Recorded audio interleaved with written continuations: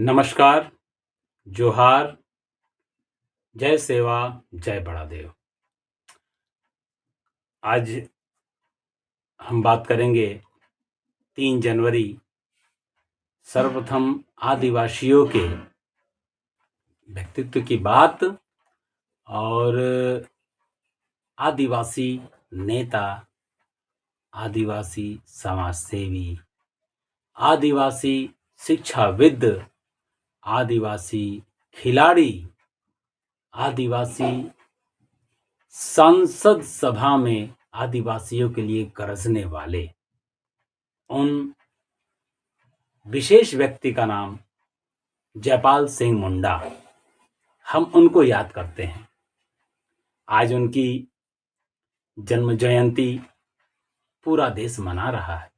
सन 1903 में उस समय का जो बंगाल प्रेसिडेंसी हुआ करता था, जो आज का झारखंड कहा जाता है, इसका नाम बिहार राज्य, और वह रांची के टकरा पहान टोला, एक गांव का नाम है टकरा पहान टोला, जो कि छोटा नागपुर इलाके से जाना जाता है।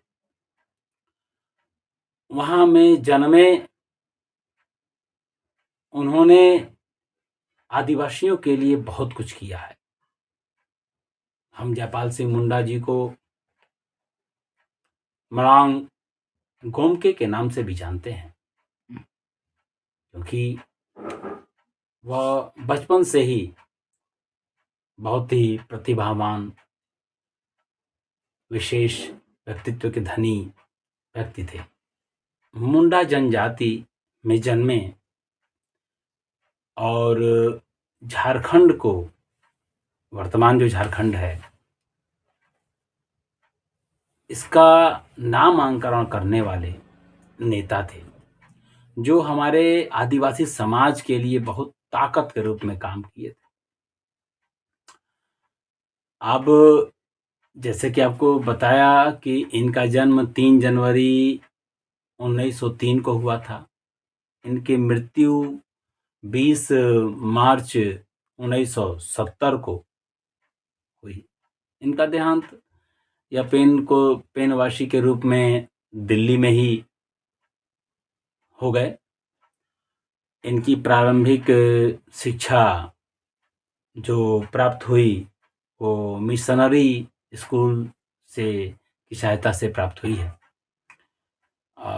इसके बाद ये बढ़ गए, जो ऑक्सफोर्ड यूनिवर्सिटी है, वहाँ ये शिक्षा दीक्षा प्राप्त करने के लिए चले जाते हैं। और वहाँ पर चूंकि इतने शिक्षाविद हैं, इतने बढ़िया छात्र हैं कि इनको पढ़ने में, वहाँ के समझने में, ज्ञान प्राप्त करने में कोई दिक्कत ही नहीं होती थी। इनका दिमाग इतना तेज शार्प था। ये आगे की शिक्षा इन्होंने ऑक्सफोर्ड के कॉलेज का नाम सेंट जॉन्स कॉलेज, ये असाधारण रूप से प्रतिभाशाली थे। पढ़ाई के अलावा ये खेल कूद में भी बहुत प्रतिभाशाली थे। प्रमुख रूप से इनका खेल हॉकी था। ये हॉकी में बहुत अच्छे खिलाड़ी के रूप में उभरे। और ये इनके पास एक और क्षमता थी स्टूडेंट लाइफ में, जो कि वाद विवाद कहते हैं, वाक्पटुता। एक पुराने जमाने में परीक्षा होती थी, उसकी ट्रेनिंग होती थी स्कूलों में, उसमें बहुत ही निपुण हो गए थे। अच्छे विद्यार्थी होने के कारण 1927 में, अच्छे विद्यार्थी होने के कारण 1927 में ही इनका चयन भारत की, जब भारत ये आ गए थे, तो ICS नामक एक परीक्षा होती थी उस समय, जो कि भारतीय सिविल सेवा के नाम से उसे जानी जाती थी। और वह परीक्षा इन्होंने पास की और उसमें इनका चयन हो गया।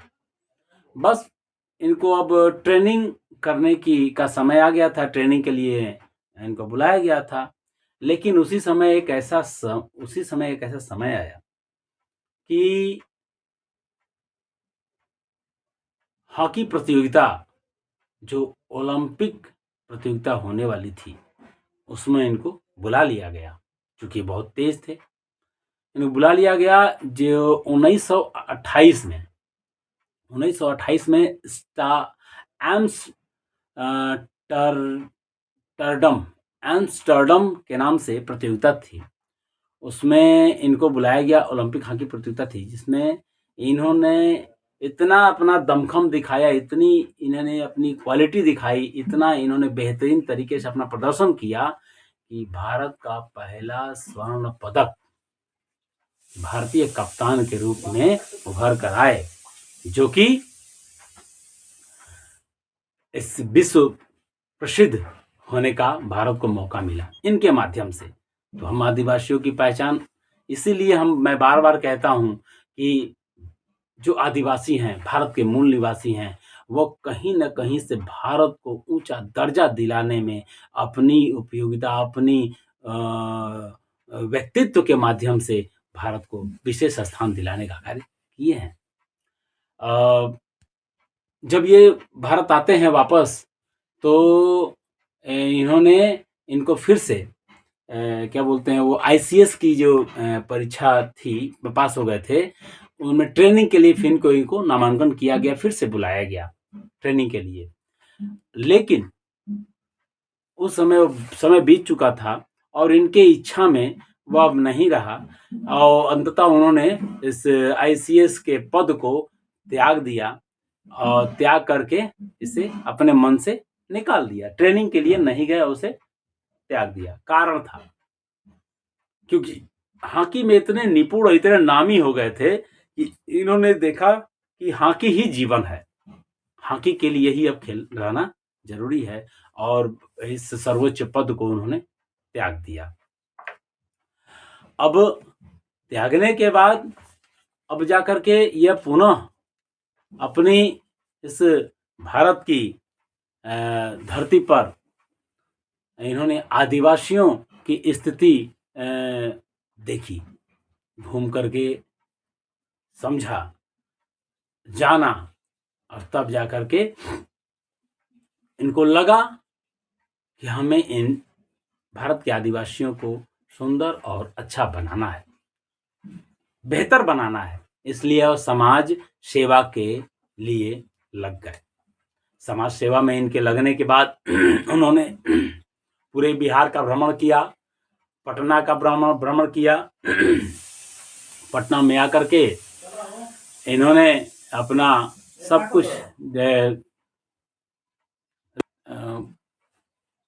इन्होंने क्या किया कि जो उस समय तत्कालीन कांग्रेस के बिहार प्रदेश के अध्यक्ष थे, डॉक्टर राजेंद्र प्रसाद जी, उनको इन्होंने पत्र लिखा, क्योंकि उनको लगता था कि शिक्षा जगत में अगर सुधार हो जाएगा तो पूरे आदिवासियों का विकास संभव है, और उनको सही भी लगा। इन्होंने पत्र लिखा, और पत्र लिख करके वहाँ से जब जवाब सकारात्मक नहीं आया, अच्छा जवाब नहीं आया, तो ये फिर अपने स्तर से शिक्षा जगत में आदिवासियों के सुधार के लिए लग गए और खुद ही अपना मेहनत करने लगे।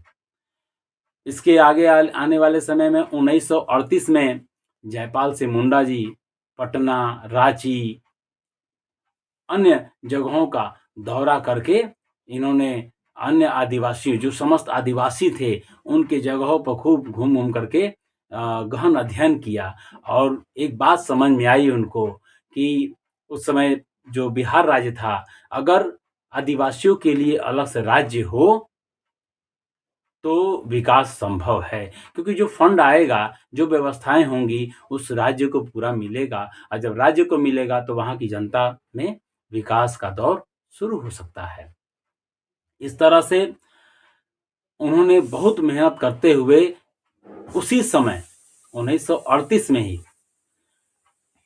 आदिवासी महासभा की अध्यक्षता ग्रहण की, और 38 में ही झारखंड राज्य की स्थापना के लिए बिगुल फूंक दिया। और वही देन है कि आज झारखंड एक अलग से राज्य है। यह एक बहुत बड़े नेता के रूप में उभर गए, विशाल नेता के रूप में उभर गए। ऑक्सफोर्ड की पढ़ाई में, जैसे मैंने पहले कहा, ऑक्सफोर्ड की पढ़ाई में यह वाक्पटुता के लिए भी जाने जाते थे। वही क्षमता, अक्षम क्षमता के धनी व्यक्तित्व के धनी जयपाल सिंह मुंडा जी उस वाक्पटुता के कारण से अपने आदिवासियों की आदिवासियत वाली अधिकार को बचाने लड़ते रहने के कारण से संविधान सभा में जब संविधान का गठन होना होता है, संविधान का निर्माण होना होता है, तो वो आदिवासियों के हक अधिकार के लिए गरजते रहे, लड़ते रहे। चाहे वो गांव की गलियां हो, चाहे वो संसद भवन हो, चाहे वो शहर के सड़क हो, चाहे भारत की किसी भी कोने में जहां भी उनको हो सकता था वो जाते थे और आदिवासियों की आदिवासियत के लिए लड़ते रहे। वह एकमात्र शब्द चाहते थे कि भारत में जो आदिवासी हैं उनके नाम के आगे आदिवासी लगे, वो आदिवासी के नाम से जाने जाए। संविधान सभा में खूब गरजते रहे। अंबेडकर और जयपाल सिंह मुंडा दोनों मिलकर के इस देश को बेहतर से बेहतर बनाने में लगे रहे। हम उनको इसीलिए याद करते हैं कि उनकी उपलब्धि हम आदिवासियों के लिए बहुत ही अतुलनीय है। वो उन्होंने अपने जीवन का इस भारत की धरती को नामचीन बनाने के लिए अपने जीवन का हर समय लगाया है। आज जयपाल सिंह मुंडा आज इस दुनिया में तो नहीं है, लेकिन उनकी विचारधारा के रूप में आज झारखंड दिख रहा है। उनकी विचारधारा के रूप में पूरे भारत के आदिवासी अपने आप को आदिवासी कहने में हिचकते नहीं हैं और शान से आदिवासी कहते हैं। भले ही सरकार आदिवासी शब्द को संविधान में नहीं लिखी, लेकिन वो नहीं जुड़ पाया, लेकिन आज का युवा, आज का नौजवान जो आदिवासी परिवार में जन्मा है, वह अपने आप को आदिवासी कहने से तनिक भी हिचकता नहीं है। यह रास्ता हमारे मरांग गोम के जो हमारे जयपाल सिंह मुंडा जी थे, उन्होंने दिया है। हम उनको शत-शत नमन करते हैं और सेवा जोहार करते हैं। उनको आदर पूर्वक जीवन भर याद रखने की शपथ लेते हैं, क्योंकि उनके द्वारा दिखाए गए रास्ते आज हमारे लिए प्रेरणा स्रोत हैं। मैं सुदेश कुमार मंडावी आपसे विनती करता हूं कि आप इस चैनल को सब्सक्राइब करें, लाइक करें और कमेंट जरूर करें। जय सेवा, जय बड़ा देव, जय गोंडवाना।